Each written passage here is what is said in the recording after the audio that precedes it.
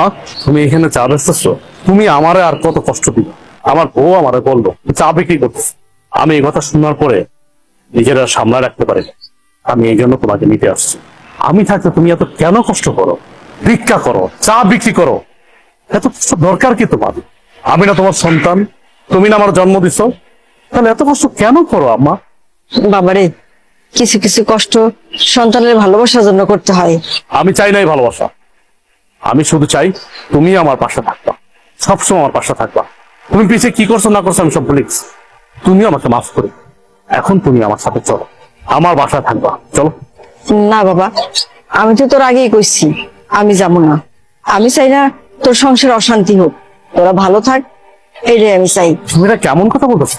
আমার সংসার অশান্তি? আমি যেদিন থেকে আমার বউরে বিয়ে করছি সেদিন থেকে তো আমার জীবন অশান্তি শুরু হয়ে গেছে। তুমি আর নতুন করে কি অশান্তি শুরু করবা? অথচ দেখো, আমার বাড়িতে থাকার কথা তোমার, অথচ তুমি না থেকে আমার শ্বশুর থাকছে। শ্বশুর থাকতেছে নন স্টপ, দিনের পরে দিন, রাতের পরে রাত, ভালো মন্দ খাইতেছে, ঘুমাইতেছে, ফিরতেছে। অথচ তুমি রাস্তা রাস্তা ভিক্ষা করতেছো, চা বিক্রি করতেছো। খারাপ লাগে না আমার? আমার তো খারাপ লাগে। তোমার তো ন্যূনতম কমন সেন্সটুকু আছে, অথচ আমার শ্বশুরের কোনো কমন সেন্স নেই। আমার বোর কাছে আমার শ্বশুরই সব।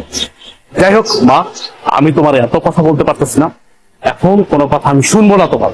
তোমার এই চার ব্যবসা রাইখা এখন আমার সাথে তুমি চলো। এখন থেকে তুমি এই বাড়িতেই থাকবা। তুমি এত কিছুর পরেও সেই তোমার মাকে বাড়িতে নিয়ে এসছো, আমাকে তোয়াক্কা করে তুমি তোমার মাকে নিয়ে আসছো। তোমাকে কি তোয়াক্কা করবো?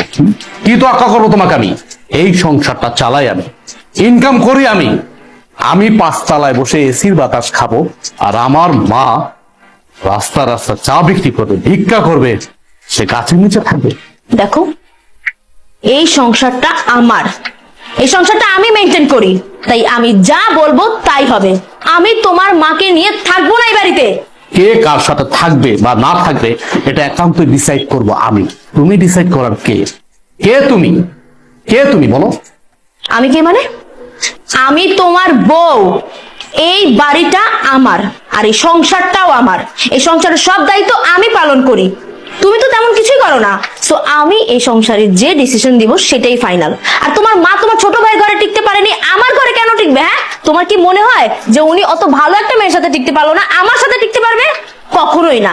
আমি তোমার মাকে নিয়ে এই এক ছাদের নিচে কোনো দিনও থাকবো না। এখনো সময় আছে, তোমার মাকে বের করো। বাহ, এই বাড়ি তোমার, তোমার কথা মতো চলবে। এই বাড়ি আমার, আমি আমার টাকায় কিনেছি, পরিশ্রমের টাকা দিয়ে কিনেছি। আর চাকরিটা করতেছি পরিশ্রম করে, কিন্তু চাকরি করে টাকা উপার্জন করি। হ্যাঁ মানলাম, তোমার বাবা আমাকে চাকরি দিয়েছে, সে অনেক সহযোগিতা করছে, আমি প্রয়োজনে তার টাকা দিয়ে দেব, কিন্তু তুমি কোনো কথা বলবা না আমার মার বিষয়ে। আমি বাইচা থাকতে তোমার মা এই বাড়িতে থাকতে পারবে না, তাহলে তোমার সাথে আমার সংসার টিকবে না। কি হয়েছে মা, এত চিল্লাচিল্লি করছিস কেন? আপনার মেয়ে আমার মাকে এই বাড়ি থেকে বের হয়ে যেতে বলছে। আমার মাকে সে সহ্যই করতে পারতেছে না। আপনি জিজ্ঞেস করেন কেন আমার মাকে সে সহ্য করতে পারতেছে না? আমার মা গরিব, এই জন্য। বাবা দেখো, মহিলার দিকে তাকাও। এই সেই মহিলা যে কিছুক্ষণ আগে আমাদের কাছে চা বিক্রি করেছিল। আর উনি আমাদের কাছ থেকে টাকা কেন নেয়নি জানো? কারণ উনি আমার আদরের শাশুড়ি, আমার এই হাজবেন্ডের একমাত্র মা, ফকিন্নি মা, যার কারণে আমাদের কাছ থেকে টাকাটা তখন নেয়নি সে।